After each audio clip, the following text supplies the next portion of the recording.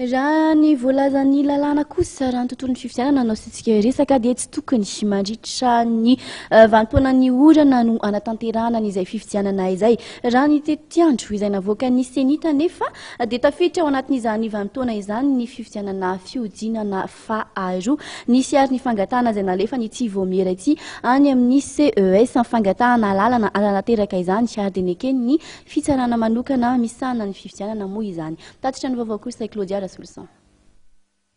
Nivoaka ny fanapahan-kevitry ny fitsarana manokana misahana ny fifidianana laharana 12 tsipika CES tsipika D tamin'ny 13 Aogositra 2024 mikasika ny fangatahana fanamariana ny fisian'ny antony tsy azo anoharana amin'ny fanatanterahana ny fiodinana faharoa amin'ny fifidianana filoham-pirenena miaraka amin'ny fifidianana solombavam-bahoaka ny faha-20 ny volana Desambra.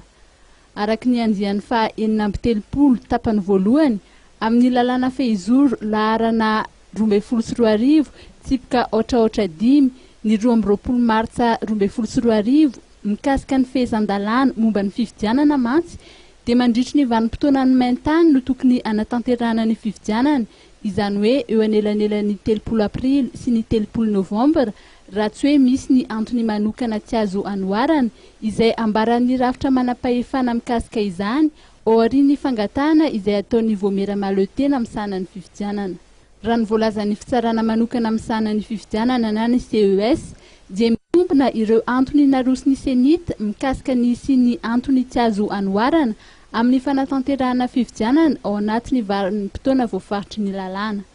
Anisan'ireo voalazan'ny senita fa nisy ireo fepetra vaovao nampiarana raha tsy laza fa tsy ny fanovana ireo mpikambana eo anivon'ny CES,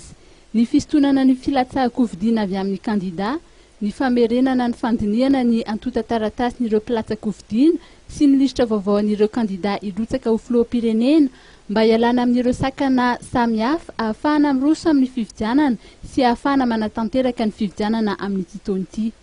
Raha ny voafaritry ny lalàna ihany koa dia 30 andro aorian'ny voan'ny voka-pifidianana fiodinana voalohany no tokony anatanterahana ny fiodinana faharoa amin'ny fifidianana, ka ho fanajana izany no anatanterahana ny fifidianana ny 20 volana Desambra ao anatin'ny vanim-potoanan'ny orana. Ny mpandrindrany firenena mikambana eto amintsika dia efa nilaza fa misy ny fepetra manokana ho raisina mba hiatrehana ny fifidianana ao anatin'ny vanim-potoanan'ny orana izay.